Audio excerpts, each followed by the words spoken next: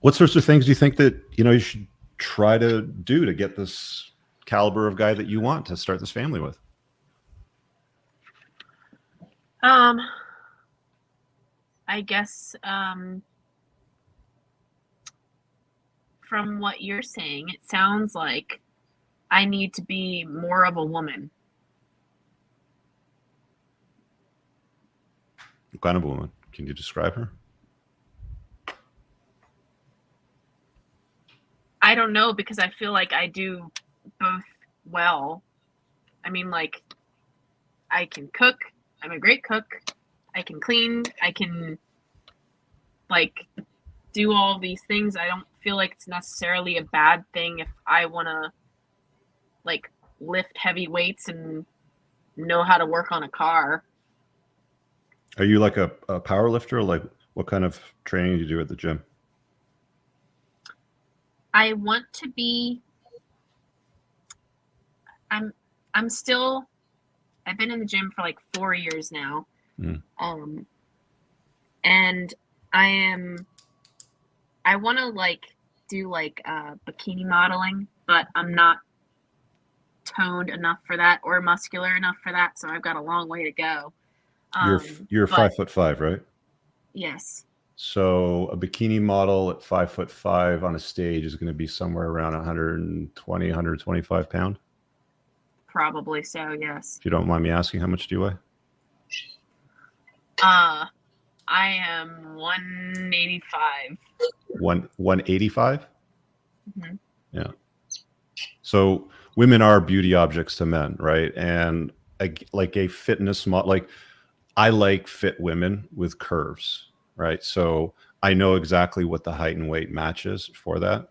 And I've dated a lot of women like that. Like my gal looks like that today, but a fit woman with curves is very attractive to a good chunk of the male population. You would be spoiled for choice at 5'5" and 125 pounds. So I think that one of the main areas in your life that I would focus on that I haven't even heard you say yet, I can work on cars, I can cook, I can clean, I got a great job, I make lots of money. It's like the biggest thing that you got to do is get down to a healthy weight. Yes. Because I mean, part of the reasons why you're dealing with some of these losers is because of that. Because men do view women as beauty objects, and women do view men as success objects.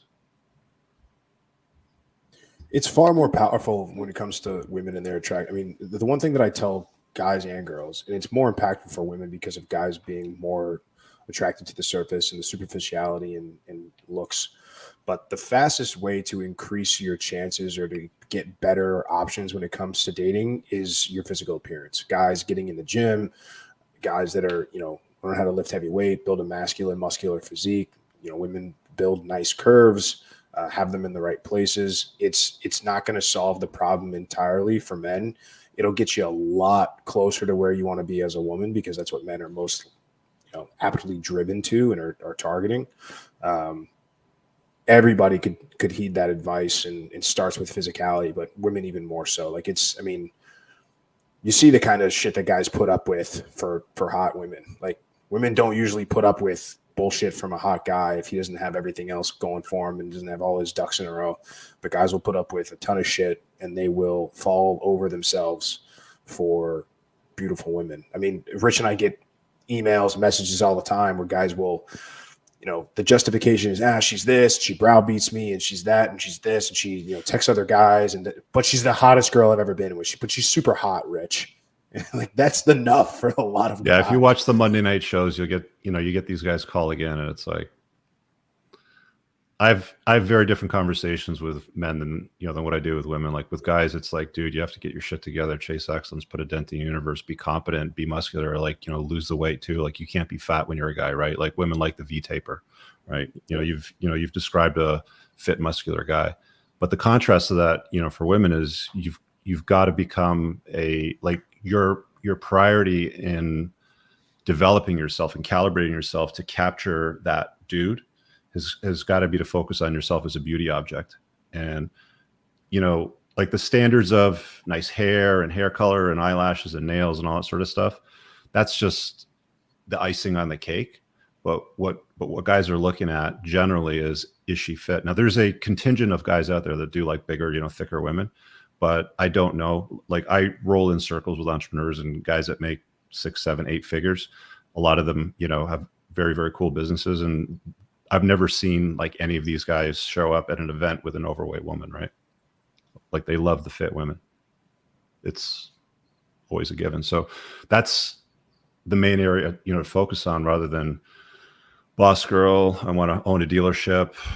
I can change the spark plugs in an El Camino. It's like, I was watching the chat when you were sort of, describing all that, and guys are like, don't care, don't care, don't care, don't care, don't care, don't care. It's like, the culinary skills are an awesome start. Being able to feed a man is a wonderful thing, especially if you've got great skills there.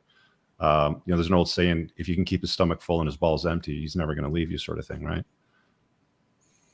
And that's got nothing to do with changing spark plugs in a car or being a boss girl and wanting to run a dealership. And by the way, the notion of like having 4 kids, I think is wonderful. I think, kids are a great thing. It's like a lost art in today's world. It's gotten to the point where women will chase a career, climb the corporate ladder, stop, get married, have kids, pop them out, and then go back to work and drop them off at daycare.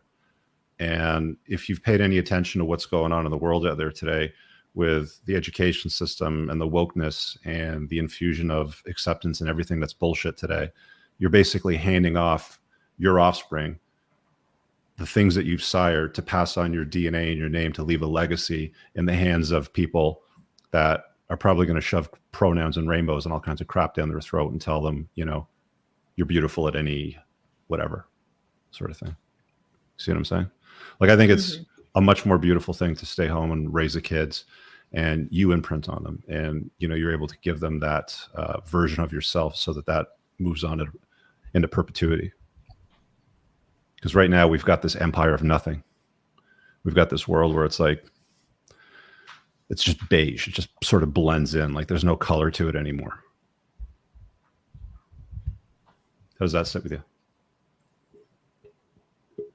I love all of that. It was very insightful. I'm glad.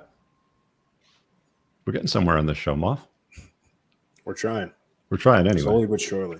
I really hope you guys enjoyed that clip. If you want to watch the full-length podcast, you can find that over here, that clip's from. If you're newer to the channel, make sure you hit subscribe over here, and pin down below in the top comment, you'll find a bunch of useful links to my website, my supplement line, books, and a bunch of other stuff. Have an amazing day. Peace out.